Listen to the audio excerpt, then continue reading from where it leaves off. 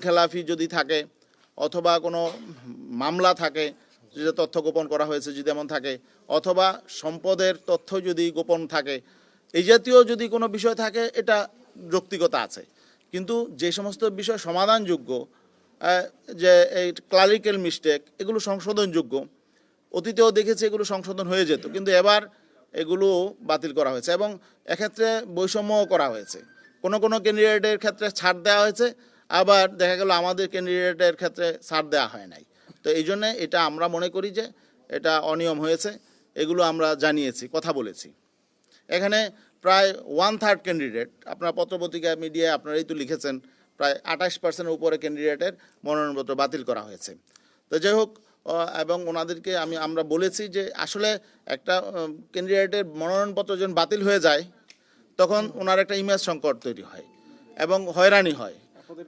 এই জন্য এই হয়রানিটা আসলে করা ঠিক হয় নাই।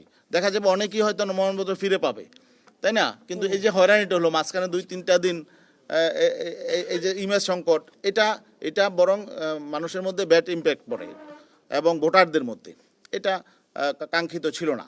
এই বিষয়ে আমরা কথা বলেছি। আর আমরা কথা বলেছি যে এই যে অস্ত্র উদ্ধারের বিষয় নিয়ে কথা বলেছি। এখনো পর্যন্ত যে অস্ত্রগুলো লুট হয়েছে সেই অস্ত্রগুলো এখনো পর্যন্ত সম্পূর্ণ উদ্ধার হয় নাই। তো ওনারা আমাদেরকে বলেছে 70%-এর মতো উদ্ধার হয়েছে, কিন্তু আরও বেশ কিছু অস্ত্র আছে এবং অবৈধ অস্ত্র প্রত্যেক নির্বাচনের আগেই উদ্ধার করা হয়। এইবার গতিটা আমরা মনে করছি যে কিছুটা কম। এ নিয়ে কথা বলেছি। লেভেল প্লেয়িং ফিল্ডের ব্যাপারে কথা বলেছি।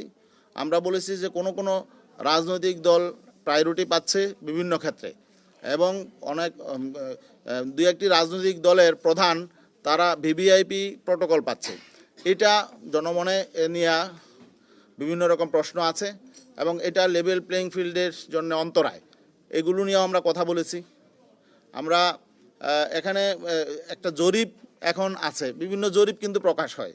এগুলো যদিও আন্তর্জাতিকভাবে এই জরিপের প্রচলন আছে, কিন্তু আমাদের এখানে বিভিন্ন এনজিও জরিপ করে এরা বিভ্রান্তি ছড়ানোর জন্য। তা আমরা এই জরিপের কথা বলেছি।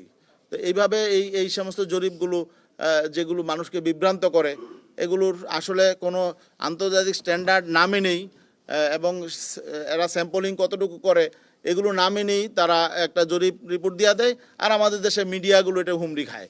আমরা যেটা দেখেছি, অতীতে যেমন ফেসিবাদী শক্তির পক্ষে মিডিয়াগুলো কাজ করেছে, এখন আবার নতুনভাবে মিডিয়া নতুন ফেসিবাদ তৈরির জন্য বিভিন্ন উপাদান তারা সামনে হাজির করছে।